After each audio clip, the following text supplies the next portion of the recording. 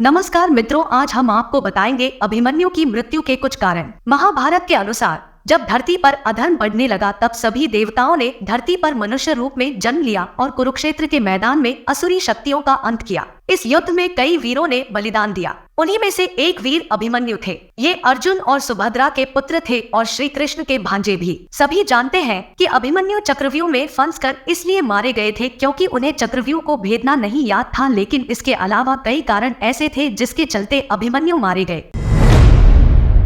आप देख रहे हैं द धार्मिक रहस्य। चलिए अब करते हैं ज्ञान की बात। वीडियो में आगे बढ़ने से पहले हमारे चैनल को सब्सक्राइब कर ले और बेल आइकन दबा दे ताकि आपके पास सबसे पहले नोटिफिकेशन पहुंचे। धर्म और सत्य की स्थापना के लिए भगवान विष्णु पृथ्वी पर परमपिता ब्रह्मा जी के आदेश पर कृष्ण रूप में अवतरित हुए। उन्होंने अन्य देवताओं को भी पृथ्वी पर श्री कृष्ण की सहायता के लिए जाने को कहा। सभी देवता खुशी खुशी धर्म और सत्य की स्थापना के लिए पृथ्वी लोक पर जन्म लेने को तैयार हुए, किंतु चंद्रमा अपने पुत्र वर्चा को पृथ्वी लोक पर नहीं भेजना चाहते थे। वह राजी नहीं हुए। देवताओं ने उन्हें काफी समझाया और धर्म की स्थापना, सत्य के विजय के लिए अपना योगदान देने के लिए चंद्रमा पर दबाव डाला। तब चंद्रमा ने एक शर्त देवताओं के समक्ष रखी। वह शर्त थी, मेरा पुत्र पृथ्वी पर कम अवधि के लिए जन्म लेगा और अपनी वीरता का ऐसा प्रदर्शन करेगा कि उसके जैसा कोई और योद्धा पृथ्वी पर नहीं होगा। वह जल्द ही मेरे पास लौट आएगा। देवता चंद्रमा को आश्वासन देते हुए चले गए। अभिमन्यु चंद्रमा का पुत्र वर्चा का ही अवतार था।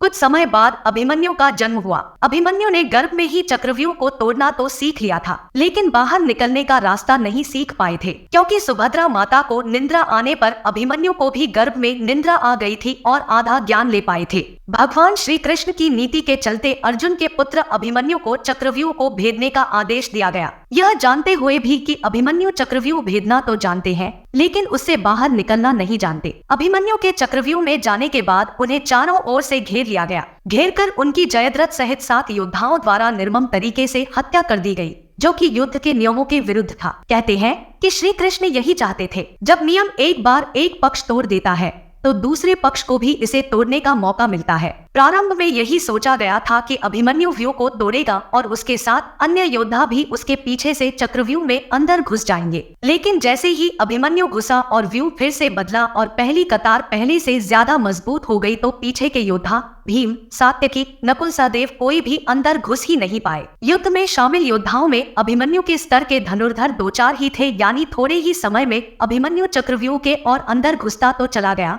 लेकिन अकेला, नितांत अकेला। उसके पीछे कोई नहीं आया। जैसे जैसे अभिमन्यु चक्रव्यूह के सेंटर में पहुंचते गए, वैसे वैसे वहां खड़े योद्धाओं का घनत्व और योद्धाओं का कौशल उन्हें बढ़ा हुआ मिला, क्योंकि वे सभी योद्धा युद्ध नहीं कर रहे थे, बस खड़े थे। जबकि अभिमन्यु युद्ध करता हुआ सेंटर में पहुंचता है। वे जहां युद्ध और व्यूहरचना तोड़ने के कारण मानसिक और शारीरिक रूप से थके हुए थे, वहीं कौरव पक्ष के योद्धा तरोताजा थे। ऐसे में अभिमन्यु के पास चक्रव्यूह से निकलने का ज्ञान होता तो वे बच जाते, या उनके पीछे अन्य योद्धा भी उनका साथ देने के लिए आते तो भी वे बच जाते। लेकिन थकान के कारण वे अधिक जोश और होश से लड़ नहीं पाए। अर्जुन पुत्र अभिमन्यु चक्रव्यूह भेदने के लिए उसमें घुस गया। चक्रव्यूह में प्रवेश करने के बाद अभिमन्यु ने कुशलता पूर्वक चक्रव्यूह के 6 चरण भेद लिए। इस दौरान अभिमन्यु द्वारा दुर्योधन के पुत्र लक्ष्मण का वध किया गया। अपने पुत्र को मृत देख दुर्योधन के क्रोध की कोई सीमा न रही। तब कौरवों ने युद्ध के सारे नियम ताक में रख दिए। 6 चरण पार करने के बाद अभिमन्यु जैसे ही 7वें और आखिरी चरण पर पहुंचे तो उसे दुर्योधन,